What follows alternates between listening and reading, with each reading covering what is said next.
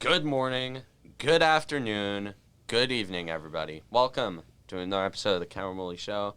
Across from me, it's Ming Chen. What's up, everybody? And I'm Cameron Woolley. So, God, I really don't know how else to introduce this show because I know everybody's coming here to watch me suffer.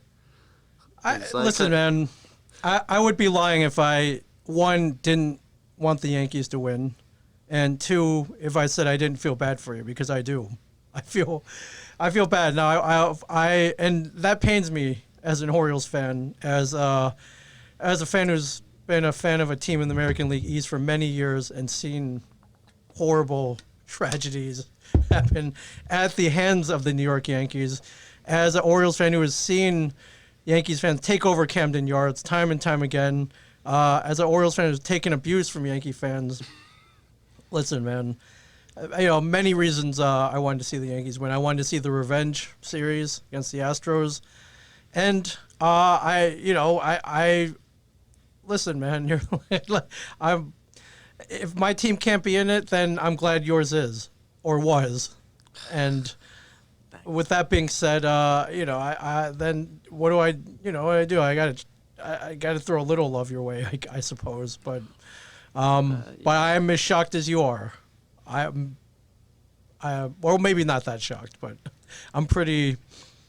It was pretty crazy. I don't know, where do you want to begin with all this? Why I felt bad for you. I saw that last out, and. I mean, that last out was the Yankees-Rays this season personified. Sure, swing at the first pitch, line. Like Gio Urshela swinging at the first pitch, hitting a screaming line drive. Yes. Right to Joey Wendell. And that was like that. Just as soon as it started, it was over. Dude, I don't even want to talk about the entire series. I just want to talk about Game 5. Okay, we can talk about Game 5. And Game 5, and if I'm going to say anything about Game 4, Jordan Montgomery, I said that the Yankees were cooked. He did good. I said the Yankees were cooked if Tanaka lost Game 3, which, guess what? He did. Yeah, not his usual Tanaka self. Not usual playoff Tanaka, which probably means if Didi's free agency is anything to go by, I'd say goodbye to him. But Jordan Montgomery just put up. Does he go to Los Angeles? Jordan Montgomery put up a remarkable spot start. The most clutch spot start, because essentially that's what it was. We didn't know who was starting Game 4. No. We didn't know who was starting. We knew that Montgomery was starting after Game 2. No, and you needed... And in all intents and purposes, it was a spot start. He did his job. He went 4 innings, gave up 3 hits, 1 run. There you go. 3 hits, 1 run. Rest of the Game 4, Boone manages it brilliantly. I will give him as much shit as I will for Game 2. Game 5 wasn't his fault. Yeah. Game 3 was just bad pitching, bad everything. And Game 2? Game 2 was just... Game 2 might have been the worst managed game by a Yankee manager I've ever seen. Well, I mean, that's pretty obvious, and I know we discussed this last week. And it was I don't want to beat the dead horse that everyone else has been beating for the better part of 2 weeks because I forgot to upload episode 81, and I'll probably get it uploaded. It's a good one. I think we came in with a lot of fire and a lot of it's a lot of confusion, which we still have, but I'm sure. I'm not confused. I'm not shocked. I said on Let the Kids Talk that the Rays were going to win in 5. I said it was going to go the distance, and I'm talking the distance. It was decided off a go-ahead home run in the bottom of the 8th inning by Mike Brosseau, because of course it's Brosseau. Why not? And the part that sucks the most about Game 5 is that Garrett Cole pitched brilliant, absolutely dominant, like a gem on 3 days rest. He's never done this in his entire career. Right. He comes in and gives this team everything. Damn near everything we asked of him, he did it. Absolute gem. Just amazing. 5.1 innings pitched, 1 hit, 1 run, 1 earned. That was the Austin Meadows home run. 2 walks, 9 strikeouts. Yeah, in 5.1 innings. So you 9 can't. in 5.1 innings, and he was. And it's not even that the numbers look good. His stuff was the best I've seen all year. Yeah, for sure. He struck out a guy. I think it was like on a Rosarena or something like that. He struck out some guy on a 100-mile-an-hour fastball that just caught the low and outside corner, which is one of the best pitches I've ever seen. And I remember just looking at that pitch, just meanwhile I'm here like I'm in my grandparents' living room. Right. Like I'm watching with my dad and my grandpa. Yeah. My grandpa doesn't really care much about baseball, but my dad and I were watching Cole just painting. Absolutely painting. It was a masterpiece. It was an artist at his best work all year so far for the Yankees. And I gotta say, this is even better than the 7-inning shutout against Baltimore, because this came in a bigger situation. Sure. And his stuff was just there. He was making guys look stupid. And like bottom of the first, he got in a jam, struck out whoever on a low outside fastball. He struck out Wendell on low and outside fastball. It was just absolutely just a beautiful bottom of the first. And that bottom of the first was kind of the reason that Cole only went 5.1 innings, because 25 pitches on 3 days rest in the first inning. It's a lot. Like that's not good. But oh my God, he was fantastic. Nothing short of amazing. Every single penny of that contract was just he's worth it. Right. He is absolutely worth it. We brought him in here to pitch big games. He's pitched multiple. Game 1 against Cleveland, strikes out 13. Yeah. Has one of the best pitching performances I've ever seen. Can't ask for anything else. Game 1 against Tampa, he had a quality start. The only runs he gave up were to Randy Rosarena and G-Man Choi, which were pretty much hitting like Mickey Mantle and Roger Maris against Garrett Cole. Right now, yes. And then in Game 5... All of a sudden, they turned into Mandolin. And then in Game 5, gives them everything. I cannot stress that enough. I feel so badly for him. Just one of the best starts I've ever seen by a Yankee pitcher. And then when he showed up when he needed to most, and it was just amazing. Nothing short of remarkable. Yeah. Inspiring, almost. Damn near inspiring. Yeah, you inspire. Like, I'm going to do something great today because of Garrett Cole. That was damn near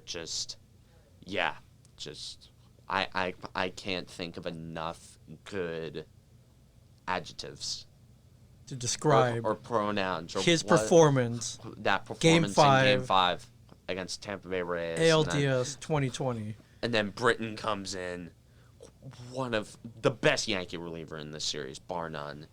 It was Zach Britton. He comes in, does his job, Yep, and then didn't give up any runs. And then in the 7th inning, Chad Green, who threw 2 innings the night before, but was still trustworthy. Boone thinks that he can get 7 outs out of Aroldis Chapman. Yes. What was the thinking here? Where he was like, well, just throw him in. He'll blow them all away. Hopefully we'll have a lead. But the thing is, this isn't the same overpowering Chapman of 2016. Yeah. This isn't the same overpowering Chapman. Hitters can stay on his fastball. Right. His fastball is not hitting 100. It's hitting 97, 98. sometimes 99, and once in a blue moon it'll hit triple digits. Yeah, and with Chapman on the hill, you know what's coming. Like, I know it's coming. You know. Like, I'm getting flashbacks to last year, and then bottom of the 8th, Brasso comes up, and I'm like, okay, baseball's too poetic for this to not end horribly. And sure enough, Brasso stays on everything, foul after foul after foul, take after take after take. Yeah. Just nothing was getting by him. He was determined to make Yankee fans and Aroldis Chapman and Aaron Boone eat shit. And on top of all that, he's got a big, huge, not a chip, not a log. He's got a whole tree on his shoulder. Oh my God! He's got a whole tree on his shoulder. The best and worst thing he could have done is exactly what he did. The best thing he could have done for around 48 other states was hit a home run. Yes. Which is what he did. Yeah, there was no doubt about it. And then top of the 9th against Diego Castillo, the Yankees, they just do nothing. They just do nothing against him. And they go home again, and which has pretty much defined the whole Judge, Stanton, LeMahieu, Torres, this era of Yankee baseball is just futility in October. I mean, this is a dumb question. Like, how bad did you feel that last out? And it was like I got out all the ranting for the first 2 outs. Okay.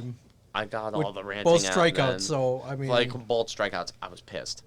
I was so pissed. Yeah, Giancarlo backwards K. Like Giancarlo backwards, dude. I swear. Okay, before I get into this. Okay. If I hear a single goddamn iota of blame thrown Giancarlo Stanton's way, I just need you to do a favor. Like, I just need you. Need you to do this community a quick favor and get the hell off the internet. Yeah, please. You can't. Just literally, please. Did you see backlash against? Yes, yes. What more could he have done? Like, what hit a home run there? Like, what do you want him to do? Pitch a couple innings during either series? Pitch a couple innings, throw batting practice, book the flights. Yes, yeah. What do you want him to do? Give everybody their key cards at the hotel. Like, what more? What do you want him to do? Pack the luggage? Back massage be for everybody? What? Be assistant to the traveling secretary? What the hell do you want him to do? But how dare you blame Stanton for anything? He could not. If anything, he was the one bat that showed up in this series. No doubt. If anything, dude. Wow. I can't believe Giancarlo. Oh my God! Would throw him. All I gotta say, if Giancarlo Stanton had the postseason that Aaron Judge had, oh my God, dude, there'd be pitchforks outside his house. 1,000%. People hate Stanton. They hate him. Just for reference for and anybody. I'm hearing people complain about Aaron Hicks and Luke Voit, which granted Voit didn't show up that much in the playoffs, but he hit the home run in Game 4. Yeah. Well, Stanton at 316. And meanwhile, people are saying, they should do something about that Giancarlo Stanton or that Aaron Hicks. I'm like, Aaron Hicks showed up in this series. He hit 389. Yeah, you can't. But what bugs me is that so many of these guys are saying, they gotta do something about that home run or nothing approach. Which, granted, I do think they should bring in a couple more slap hitters into this lineup. I feel like it would be good. But Gio Urshela was supposed to be that guy that was going to be a contact hitter. Yeah. One of your vaunted contact hitters hit 105 the entire series. Right. 2.96 OPS. So, yeah, you need more. I'm seeing people still somehow blame Gary Sanchez for this. Meanwhile, he was on the bench for 4 or 5 games when apparently I thought the entire offense was supposed to be fixed when he hit the bench. Meanwhile, Higgy had a great postseason. Right? I love Higgy. Can we go to that?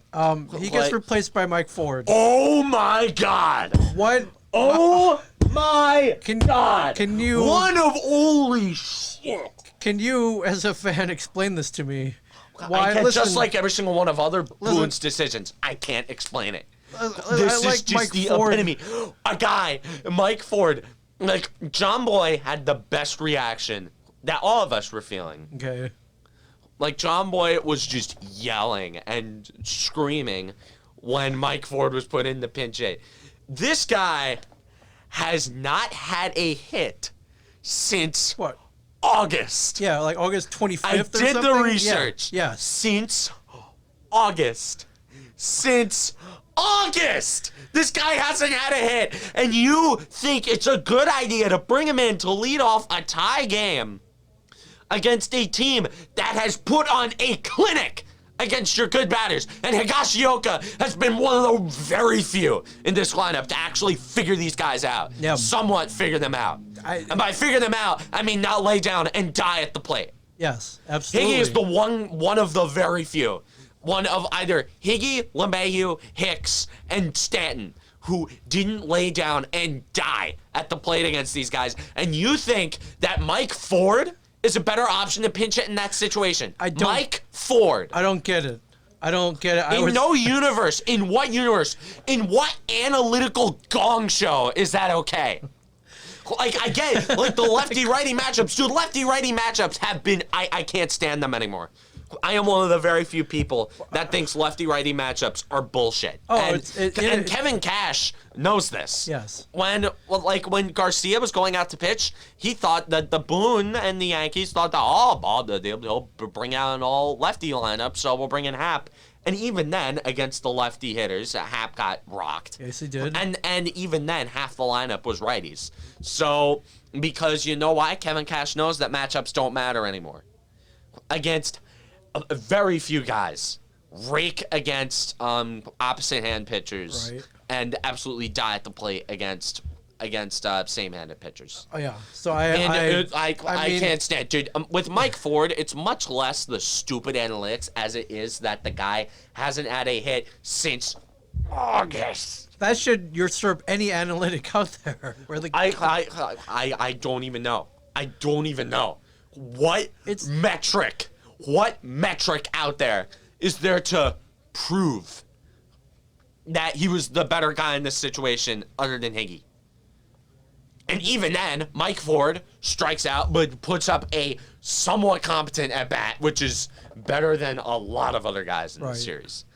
But I gotta say, the lineup.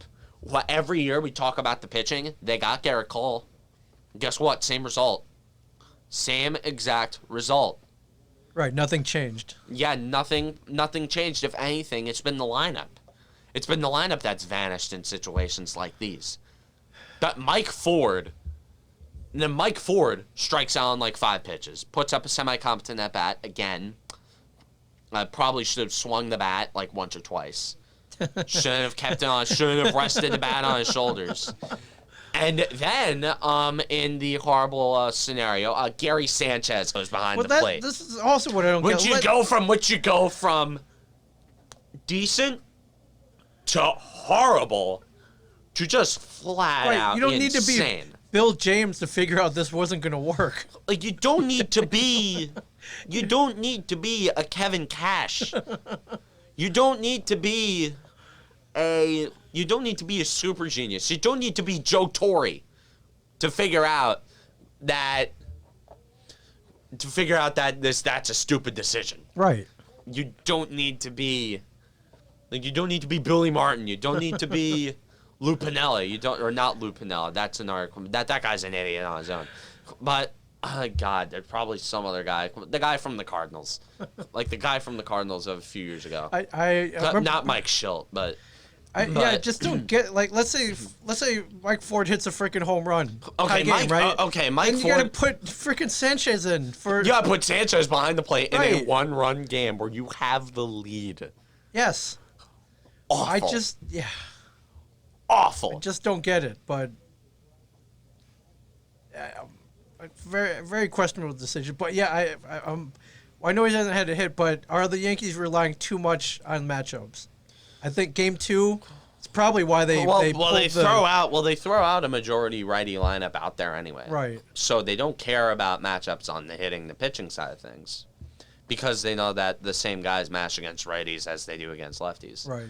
Hell, Giancarlo Stanton, who against a guy like Tyler Glasnow in Game 2, should have been completely outmatched, but he ended up raking. Yeah, because he's Giancarlo. Giancarlo don't care. Giancarlo don't care. Giancarlo just needs a ball thrown his way, and he'll take it out. Giancarlo hit ball. Giancarlo hit ball. Giancarlo see ball. Giancarlo hit ball. Giancarlo run bases. Giancarlo score run. Dude, I got a major Pedro Serrano vibe from him this series. 1.31 OPS. You can't say that Giancarlo Stanton didn't do anything. You cannot blame Giancarlo Stanton for anything. Tell that to John from Staten Island. You can't. Yeah, you can't. And they look, when they talk about Stanton, they point at that at bat in the ninth where the bat didn't leave his shoulders. Which, granted, he probably should have swung at one of those pitches. But again, this is against Diego Castillo. Right. A guy who, like every other Rays reliever against the Yankees, has been Mariano Rivera. Yes, Mariano freaking Rivera. In 8 out of 10 matches in the regular season, and 3 out of 5 this in the playoffs. So. Dude, and the part that hurts the most about this is that the Rays are cleaning the hell out of the Astros right now. They are, I know the Yankees damn well would have done the same thing. I believe so. Like, I know that the Yankees would have come out and just beaten the shit out of them. I believe so. In what world does Dusty Baker best... Dusty Baker versus Aaron? Remember God. when we laughed when we found out the Astros signed him? Like, you were dying. You couldn't breathe when you found out that the Astros hired Dusty Baker as the manager. And now, I mean... Okay, well, you can't really laugh right now. Aaron Boone versus Dusty Baker would have been a hilarious series. Because it would have been 2 chickens playing chess. Well, one of them's got to win, so... Like, one of them's got to win. It's just going to be the chicken that ends up, like, just... Or it's not that... They're not chickens. It would be really smart dogs playing chess. Like, really smart dogs playing chess. Like, maybe they have a grasp of the game. Like they have some sort of grasp at the game, but, like, they don't really know what's going on, but they're just happy to be there. Yeah, right. Like, with Boone and Geronimo Dusty, as Mad Dog would always call him. Geronimo Dusty, what are you doing back there, Geronimo Dusty? Just awful. I can't. A lot of questions. Well, I mean, there's a lot of questions in this offseason. This isn't really breaking news. Steinbrenner, Boone will be back next year. What? Yeah, and really, I mean, he's won games. It's not like it's not like his managing has gotten a losing record. Yeah. Losing record. There are times where you can be a good manager. So my question to you is, what needs to be done this offseason for them, for the Yankees in 2021 to advance past the American League Division Series? Well, honestly, like, the Rays are just extremely adaptive. Like, in a 60-game season, I know I'm pulling out this card, but... Like, well, that's the game we're playing right now, so play the card, yeah. Like, with the Rays, they're just really... They are stupid adaptive. And the Yankees, they aren't exactly somewhat... Too old school, you're saying. Too rigid, too set in their ways. Well, it's not even that. They're analytically inclined. They're one of the most analytically inclined teams in the game. Yeah. Hell, they're so analytically inclined that they thought that pinch hitting Mike Ford! Mike frickin' Ford. For Kyle Higashioka was a good idea. I just don't get... Like, that guy, to me, was the MVP of everything this season.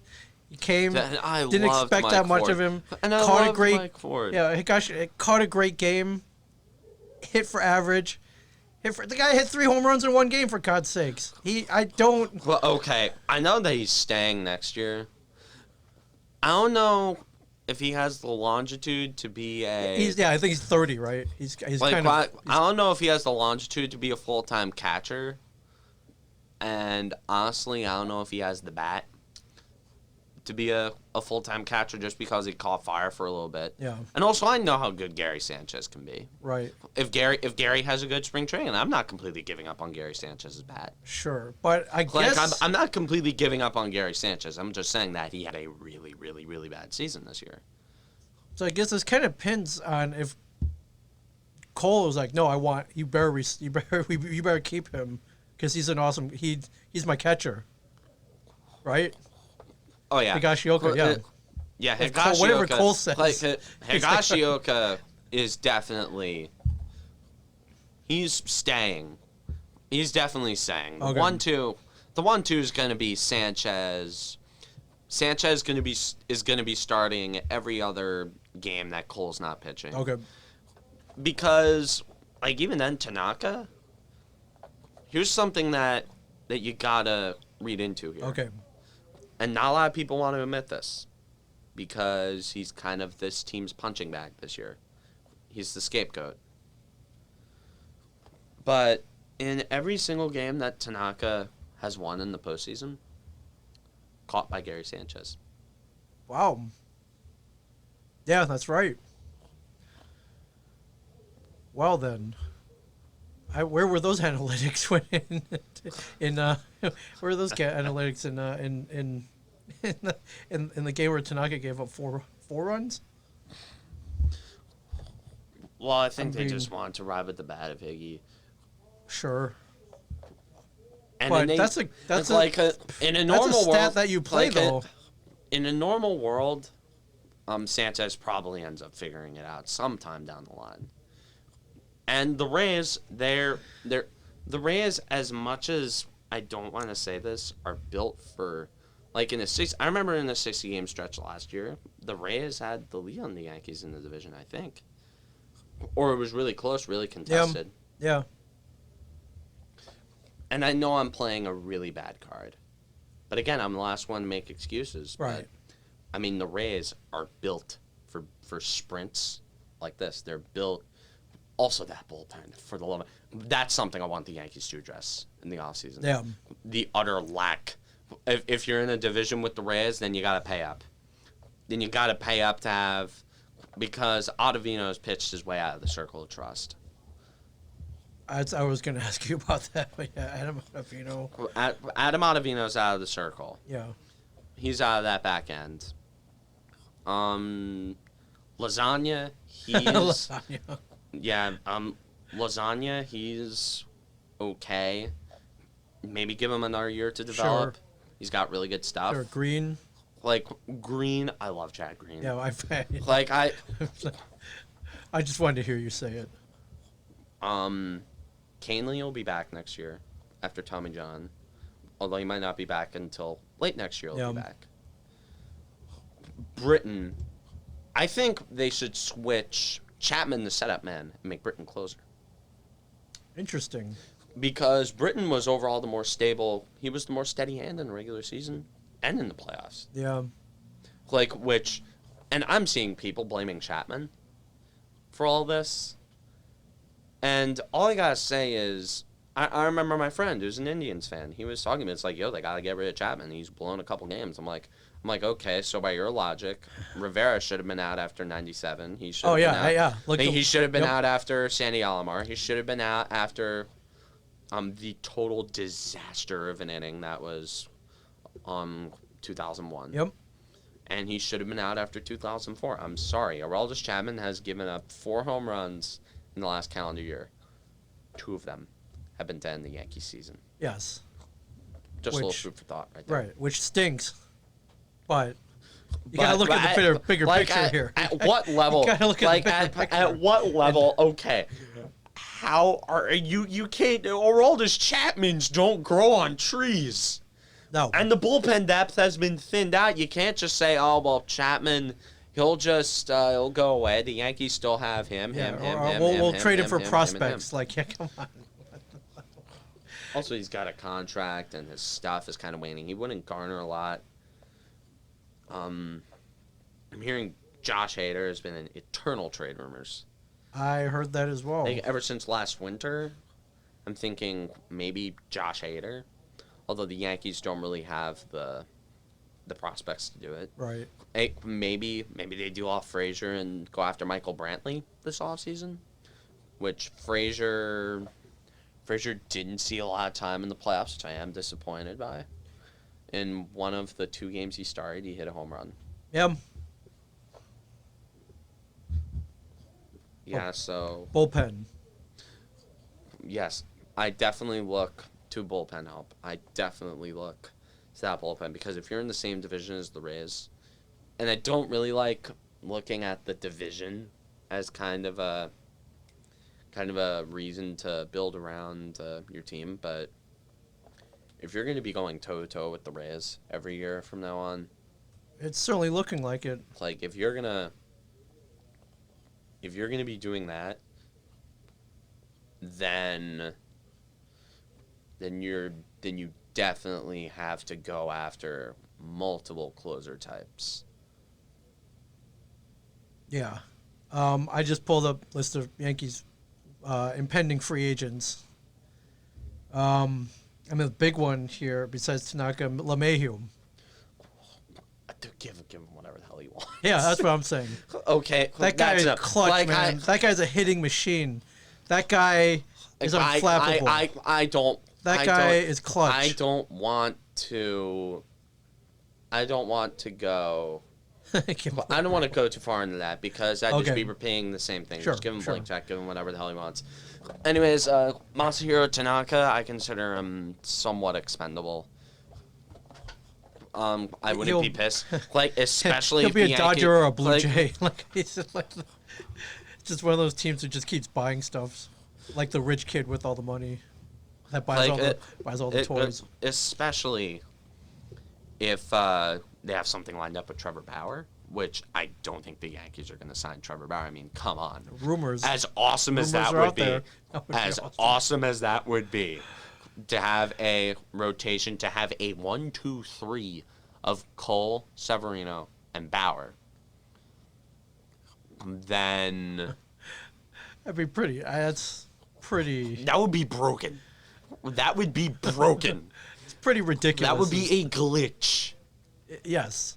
That would be a glitch. That would be a broken. cheat code. Yes, that would be. Although we've said that the Yankees are a cheat code every year, right? And the cycle, it keeps repeating itself because at what point do I look at the Yankees offseason and just not get hyped anymore? Because I'm just saying, hey, if there's always one team that's better, if there's always one thing that happens, if somebody gets hurt, if it's not decided by on paper, because on paper the Yankees are they're the best in the American League.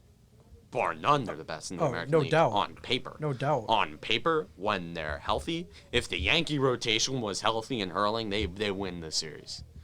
Yankee rotation, although I'm not going to blame the starting pitching, that's not the thing I want to do, and it's the scapegoat every year. Sure. Look up what relievers are free agents. Coming up. All right. I will look at that. Relievers. Yep. Let's see. Is it the top? Let me see if I can pull up just relievers. Brett Gardner, is he coming back? He's coming back. He always has a hot streak. That'll keep him around. I think his October will keep him around. One more year. Go to Spot Track. Coming up, sir. Coming up. Come on, load up. What the heck? Oh man. So yeah. Well, Spot Track's not loading today. I'll wait for it. Yeah, they're Oh my God. But yeah, I just want them to go after whatever big time reliever is out there. All right, here we go.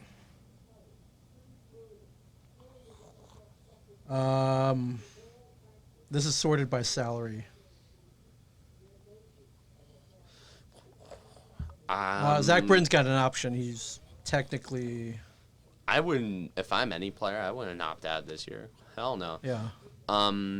Yeah. Right. The big guys I'm seeing, guys that stand out are.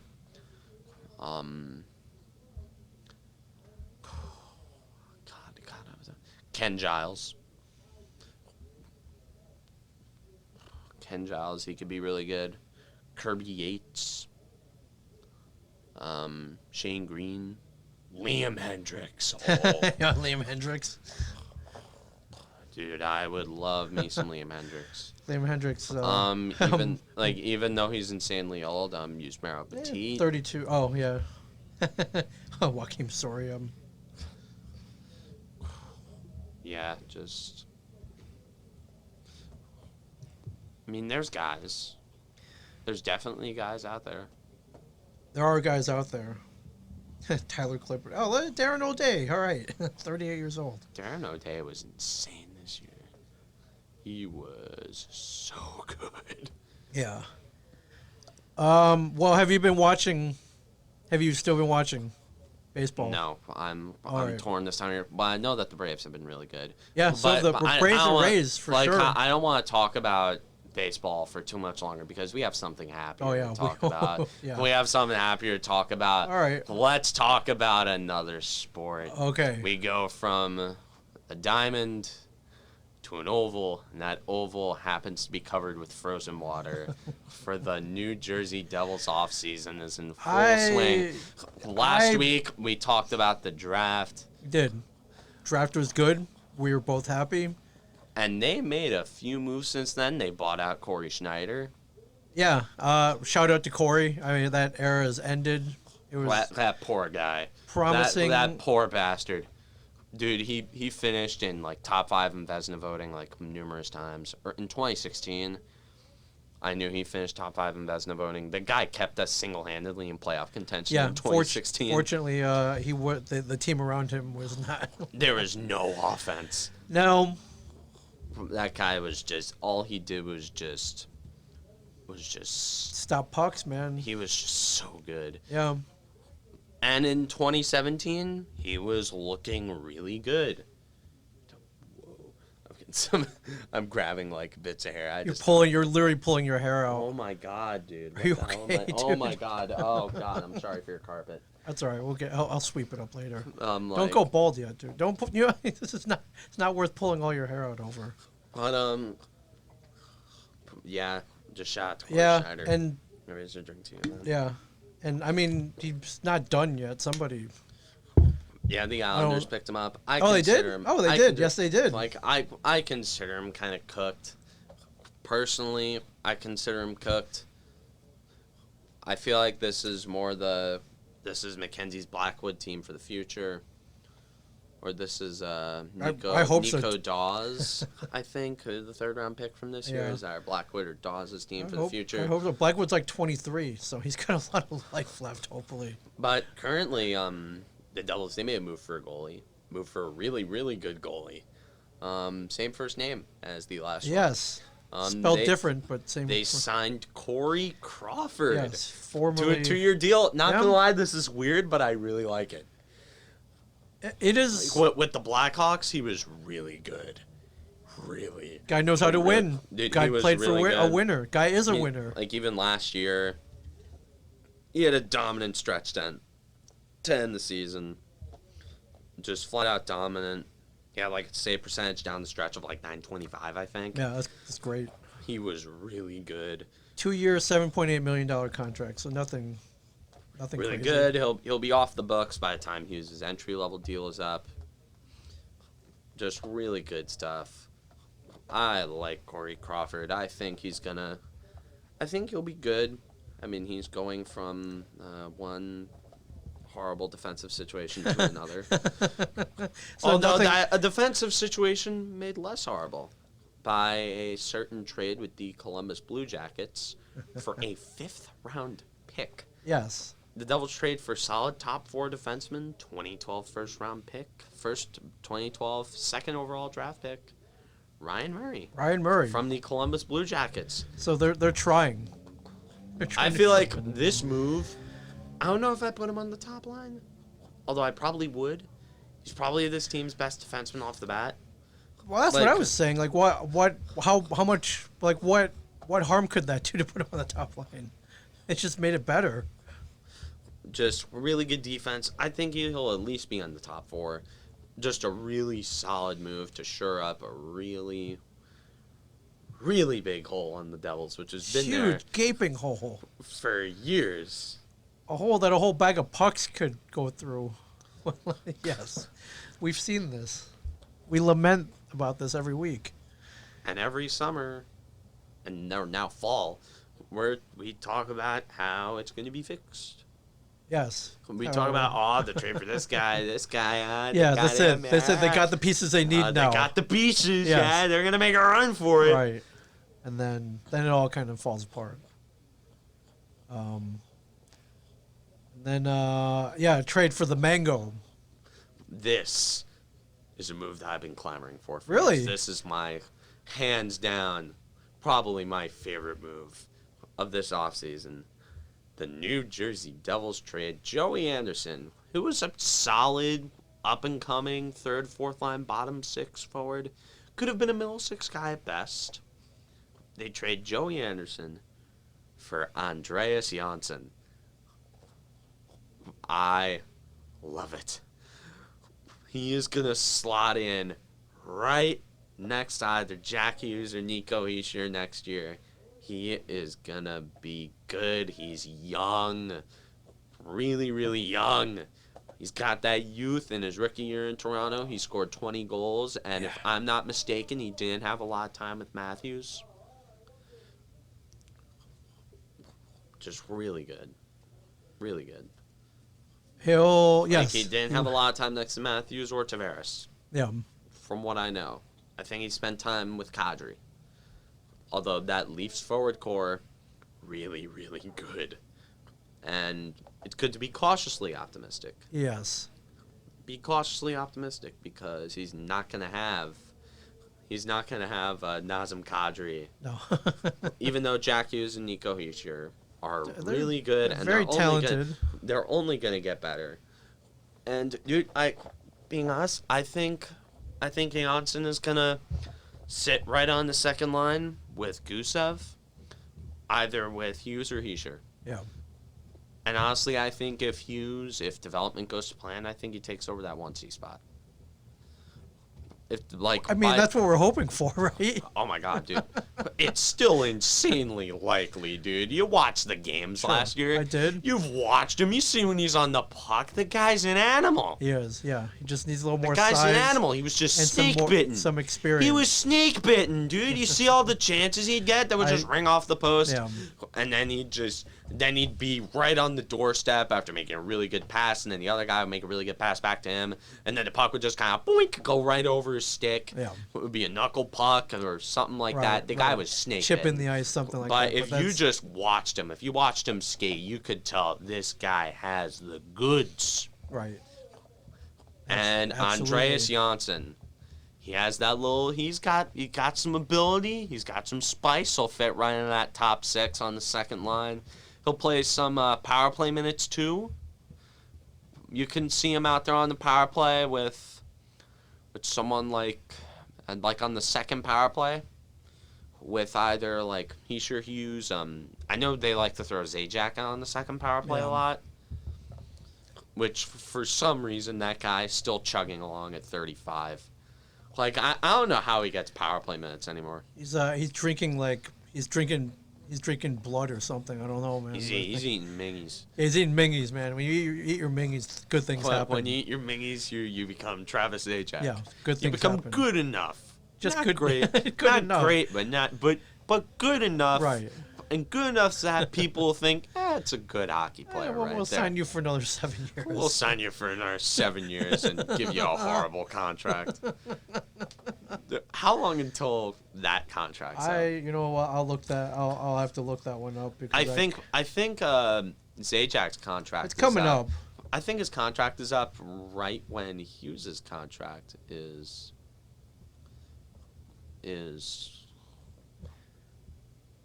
free agent next year. Whoa. Oh my God! Come Walmart, shut up. I know. Shut up, Walmart. Yes, unrestricted free agent 2021. So you may only have to put up with him for another year. I wouldn't consider it. No. He's been. I really like Travis Zajac. Sure. I think he's really good. He was just a case of Lou Lamoriello going a little bit mental. Yeah, right before he left. Lou Lamoriello going a bit mental, and then when he left, and then he casually built a cup contender in the Islanders. So, yeah. Thank you. Although I gotta say, dude, Tom Fitzgerald has been nothing short of great so far. I love the moves he's made. All of them solid. Nothing to complain about so far. Except for the Mukumadulin pick. That makes no sense. The guy has a hockey IQ of a carton of milk. Right. Well, I perhaps, like I said last week, perhaps, sit him down, watch some video maybe, get him out there and teach. Well, the thing is, you can't teach hockey IQ though. You mentioned that last week too. You can't teach that. When we talk about Jack Hughes, he has something that you can't teach. Right. That's why you become. that's why you become our number one pick. So yes. Yes. Well, really and you can't win them all. You gotta pick a dark horse out there somewhere. You can't. And again, Mukumadulin, I mean, I guess he's 6'4".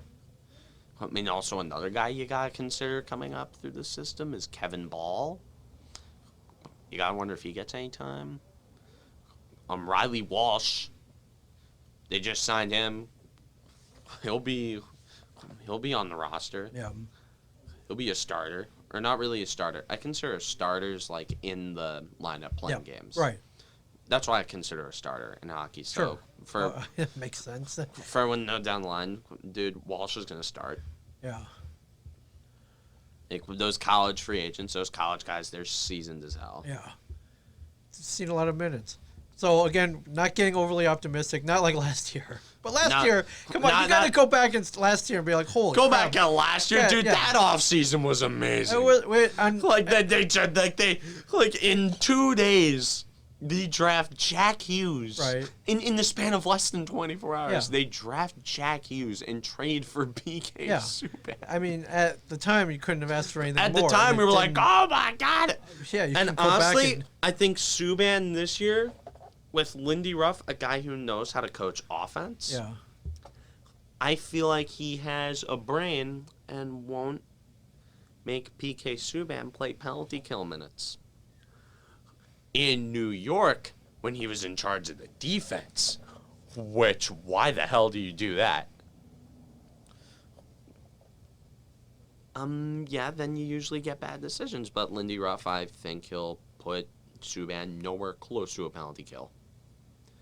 You put him nowhere near that. Yeah. No, absolutely not. Right. All right. Well, and I'm hearing they targeting a January 1st start date. I'm hearing. Well, I mean, that's what I'm hearing, but January 1st, 2021.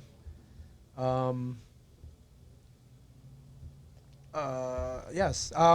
With the they're hoping to get a Winter Classic going at Target Field, Minnesota. So that would be cool. Yes. Winter Classic without any fans though is stupid. Well, it's outside. They put a few out there. Oh yeah, you can definitely put a few out there. Yeah. Yeah, especially since like sports teams are kind of starting. It's Minnesota. Leagues are trying to figure out how to. They'll be wearing. They're figuring out. They'll be wearing like masks anyway. It's so freaking cold out there. They'll be wearing masks anyways. I think that would be a fitting way to start it, and I think that's a good. I think it's a good start. I think December. I think they're targeting December 1st. I think that's too soon, but. December 1st, I think. You know what? Shoot, man! Like, let's play all the games outside. Let's figure out a way to just build outdoor rinks for everything. Yeah. That'd be awesome. Yeah. Hockey is a game that started outside, and that's the way it was meant to be played. Of course. Put a rink in the middle of the Prudential Center parking lot. You could fit one there. I don't know about the crowds or anything, but oh no, in New Jersey they're not gonna have crowds there. In New Jersey they're not allowing that. No, shoot, I guess there's a difference between Arlington in Texas, right, and New Jersey. Yeah, that's what I was gonna say. It's like, well, what about Dallas, Phoenix, like LA? Just can't. They somehow did a Winter Classic at the Cotton Bowl last year. Yeah. How on earth do you have a Winter Classic in Texas? Yeah, I was almost like, hey, how about the Meadowlands? But you can't. Well, a Winter Classic at MetLife Stadium has been an idea. Dude, a Devils Rangers Winter Classic at MetLife Stadium. Why haven't they done it? Dude, why we wouldn't go to that? Oh, we'd be there in a second. We wouldn't go to that. Come on, I would dude. shell out good money for that. Oh yeah, Devils Rangers Winter Classic at MetLife Stadium. Yeah. It would be insane. Yeah. Thing is, in North Jersey, you'd be flooded with Devils fans. All of a sudden, like, where the hell did you guys come from? You guys, I didn't know we had this many fans. Like, dude, North Jersey is drenched in Devils red, man. Yeah, why are they going to the games then? Well, the team sucks. All right, fair enough. They should. Remember, dude, in 2018, The Rock was packed. Yeah. 2018, those playoffs. Yeah. Dude, it was packed. Should be like that every win or lose. Should be like that. Like in Canada.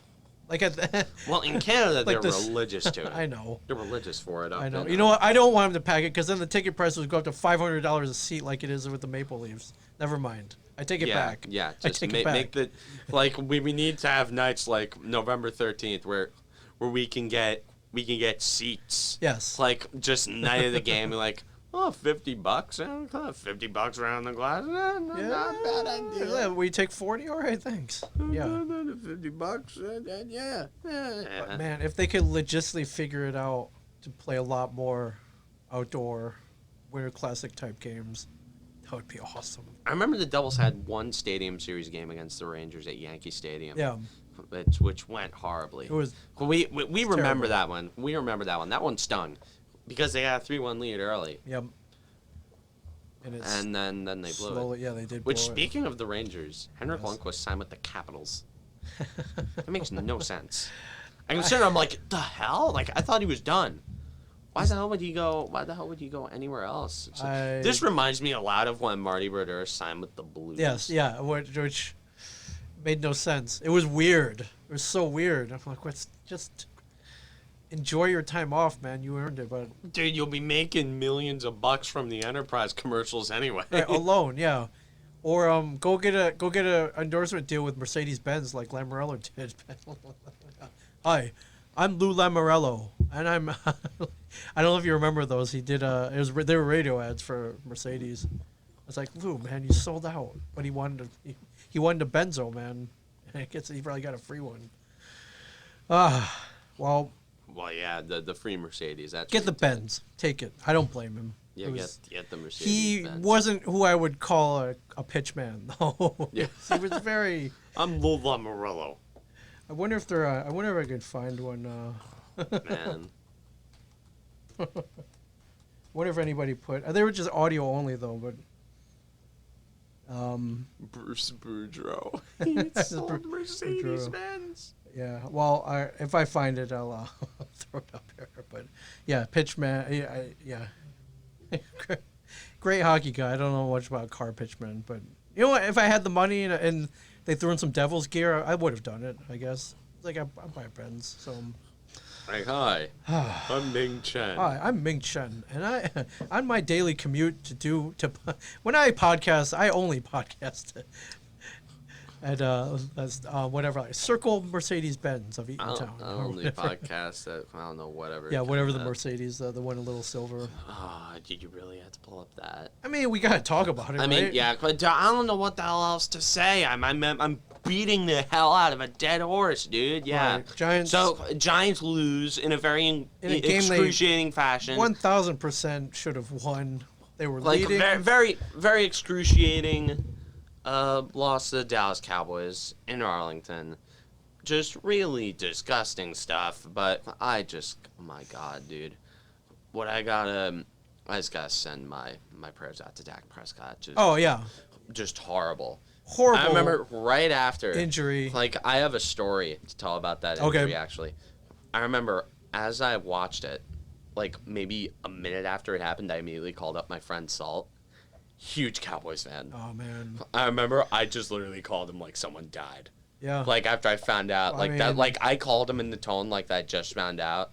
Like, his mom tragically died. Right. In, like a car accident something like that. I mean, I remember I called him, I was like, oh, my God.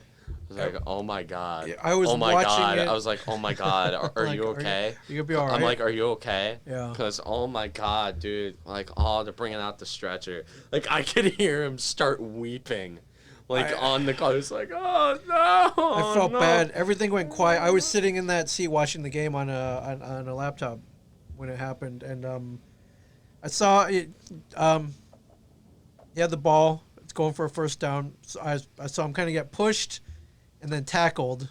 Didn't really look bad or anything, but I saw him grabbing. I saw him grabbing his calf, and the commentator was like, "Oh, I think hopefully it's just a cramp."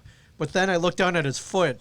It's like it's pointed the other way, and dangling. And his Gordon Hayward type injury right there. Yeah, his ankle looked like a grapefruit, like a softball was stuffed down his sock, and I'm like, "Oh crap, that is not good."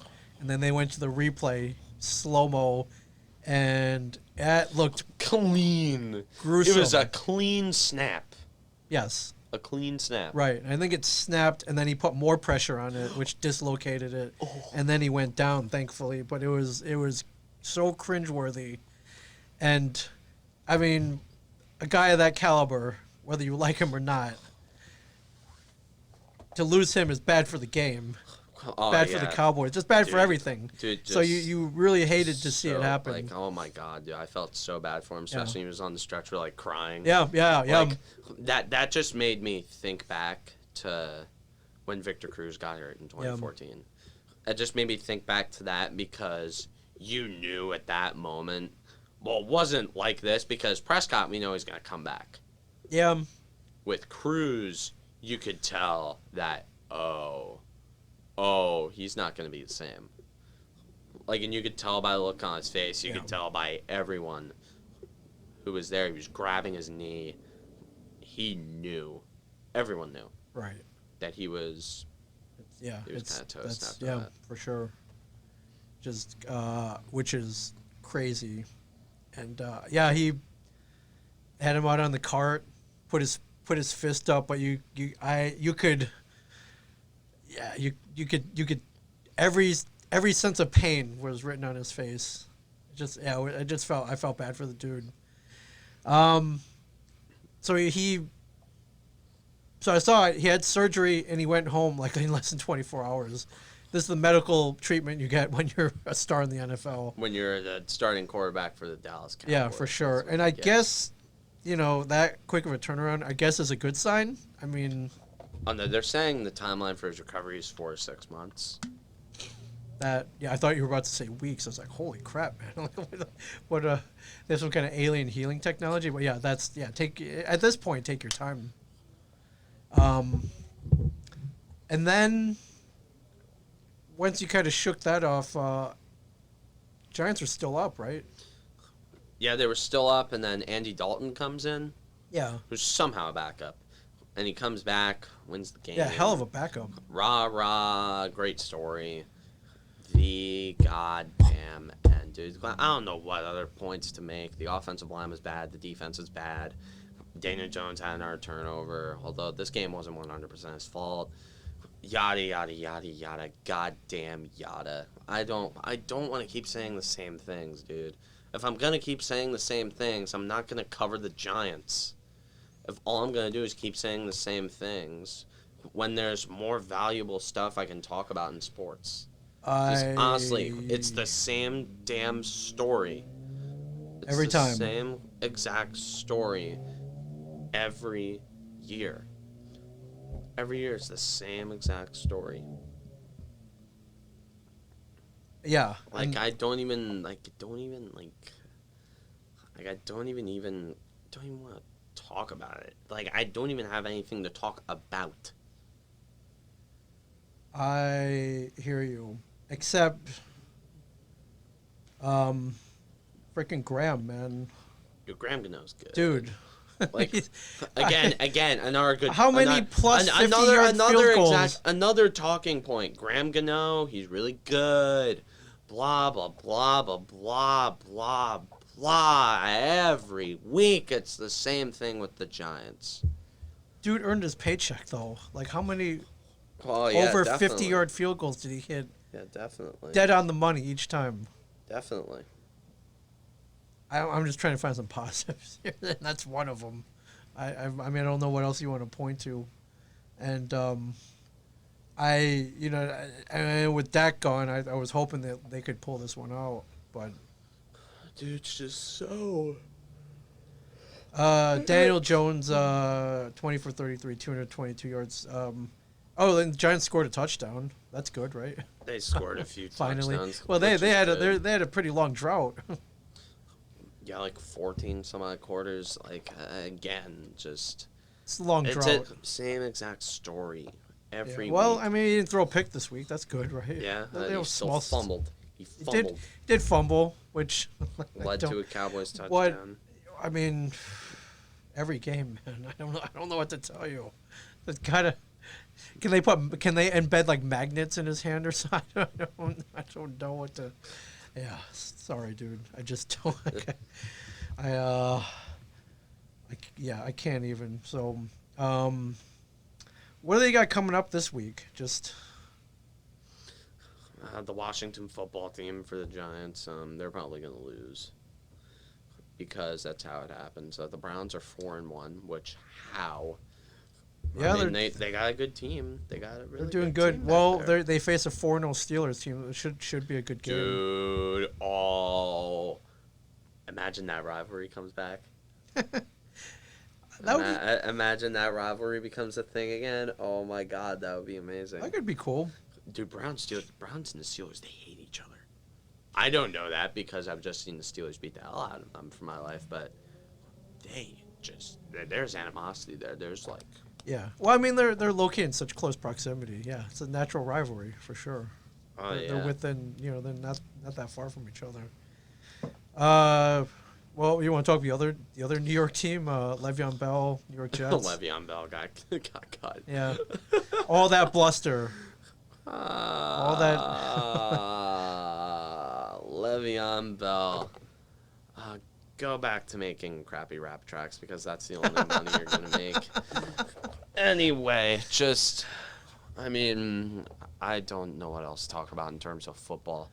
Okay, Anyway, I would like to give kudos to the LA Lakers, and by the LA Lakers, I mean LeBron. Yeah. For winning an NBA championship, and no, Jordan's still better. Absolutely. Jordan's still better. I just want to get that out of the way. I want to get that out of the way. Michael Jordan is still eons more of an athlete.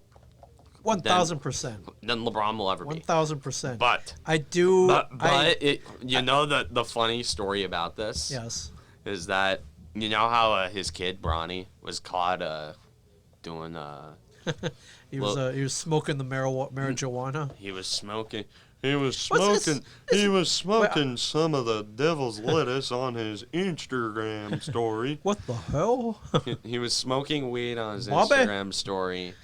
It caught wind, and everybody was just talking about how LeBron was going to beat the shit out of him when he got home. How old is his kid? Like 17. Oh, dude, he's got a tailor-made NBA career ahead of him. Right. The guy's royalty. He's already set to make millions of dollars. It's also I'm assuming his kid also from his father's will. Sure. He's set for life. The James estate is not hurting. No. The James estate is gonna give him quite a bit. Sure. On endorsements alone, I think they're doing quite well. Yes. He's also a talented basketball player. Let's not forget that. And he is gonna be and he has a career ahead of him. What really kind of. It really reminds me of that movie Boys in the Hood. You know that movie with Ice Cube? Yes, I literally and Cuba just watched Jr., it. Yes, great movie. Oh my God, really it was great movie. So good. So good. Doughboy, yes. Good movie, great movie. And it reminds me a lot of that guy that got shot by that gang, yes. I think. And he had the lottery ticket out. He did. He got accepted to college, yes. Got accepted to college. He got the SAT scores just enough. Bronny, that reminds me damn near exactly. Oh, and Morpheus is in it. Lawrence Fishburne. Lawrence Fishburne before he goes bald and his hair goes gray.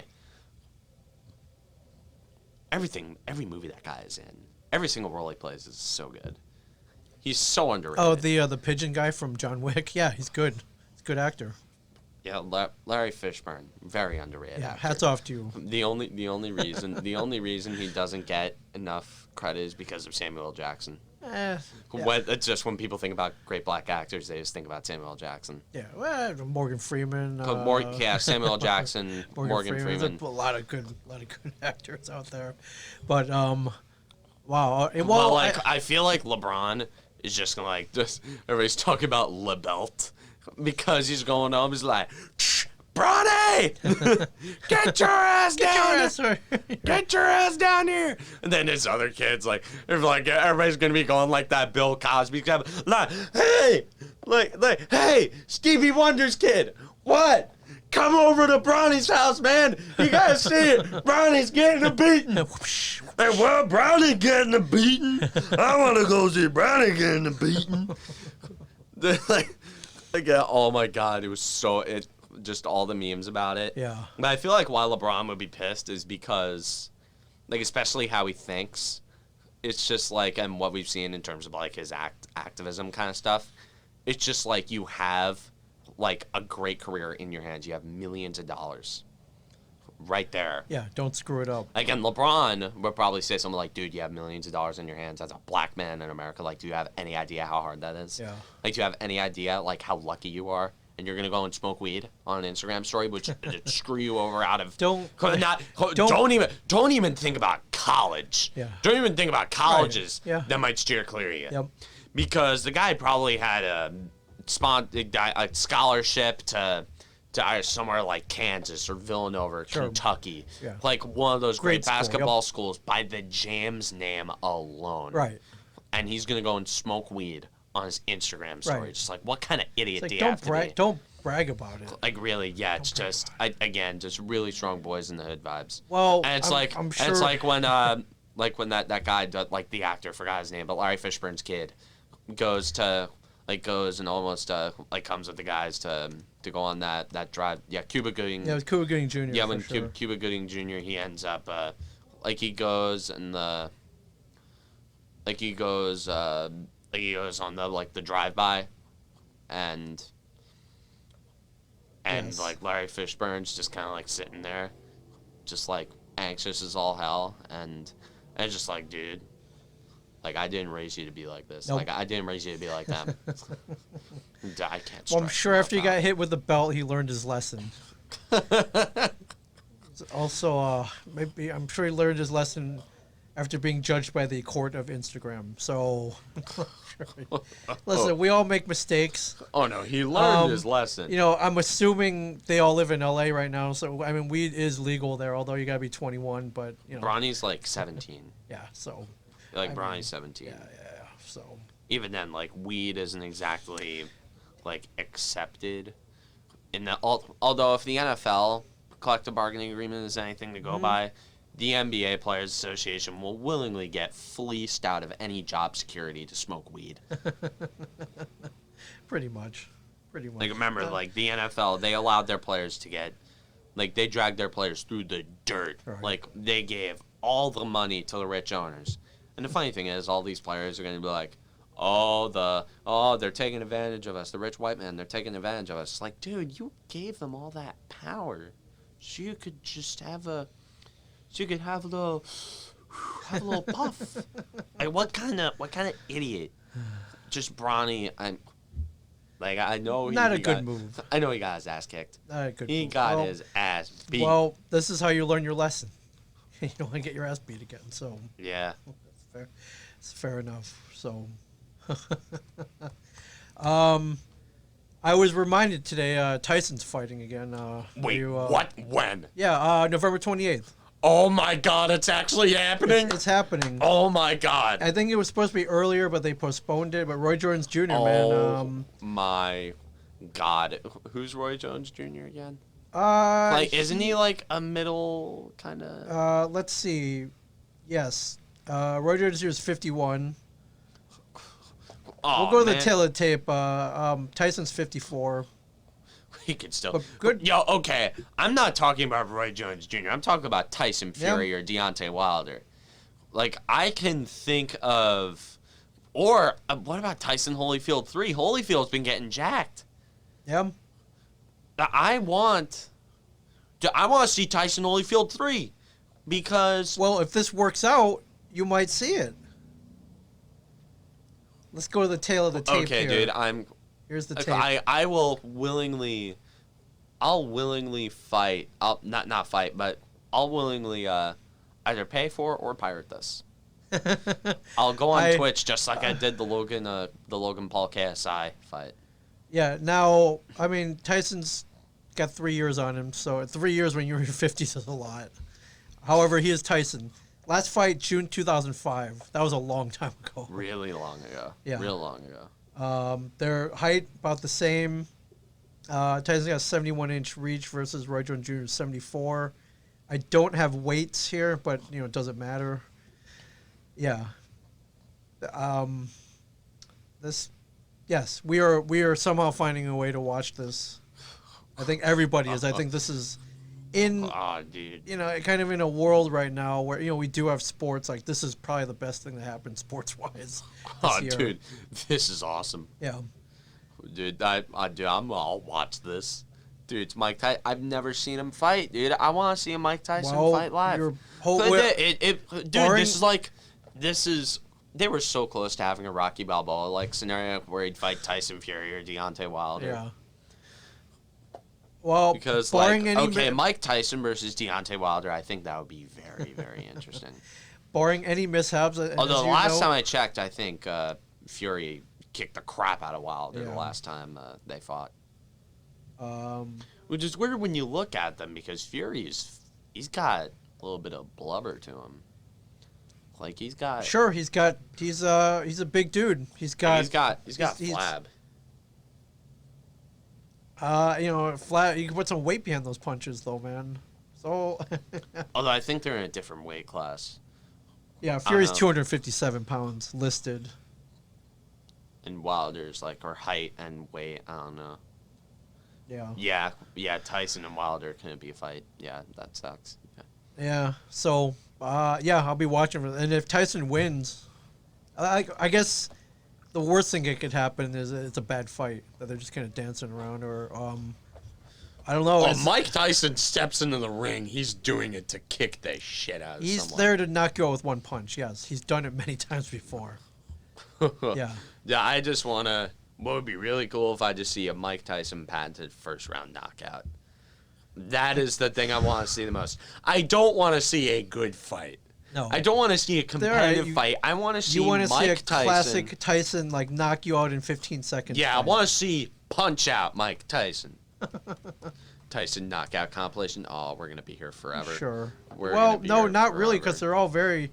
Because a lot of them were like one of them was 16 seconds. So, well, if you go into YouTube, you can.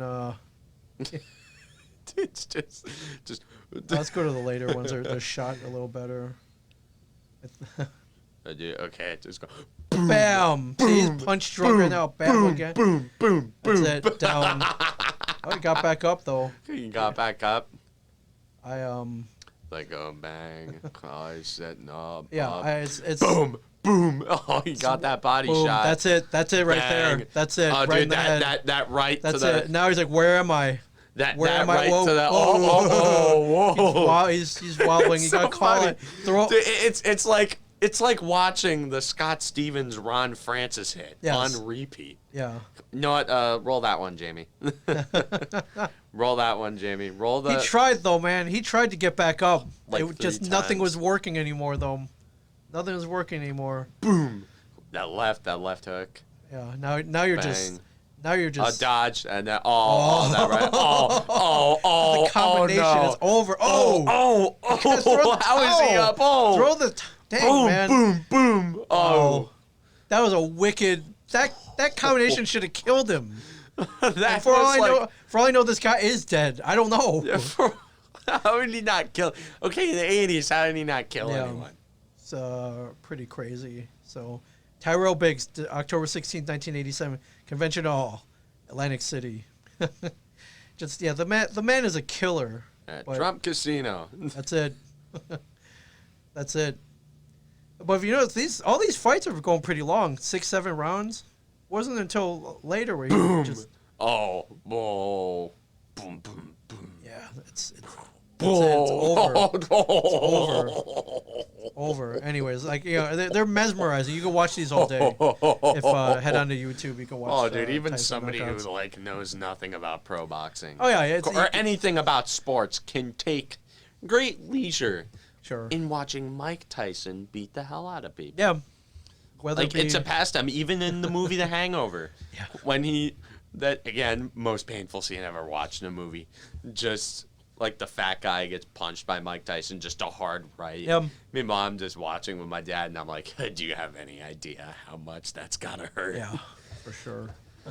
And anyways, November 28th, everybody. November 28th, Yeah. Mike Tyson, he's fighting again. They're actually doing this, and they're gonna make so much money. Oh man, that's gonna make it's a smart business. Yeah, move. you know who wins is who wins? Dude, Tyson wins regardless. He's getting the sports book, they win. Vegas will win, and the promoters will win. Promoters will win, yes, and Tyson and Roy Jones Jr. will win as well. All right. So. Anyways,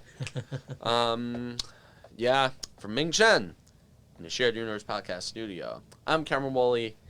Don't forget to like, subscribe, share, tell all your friends, ring that notification bell so you can know when I upload one of my unintelligent ramblings. For sure. And always, stay classy, New Jersey.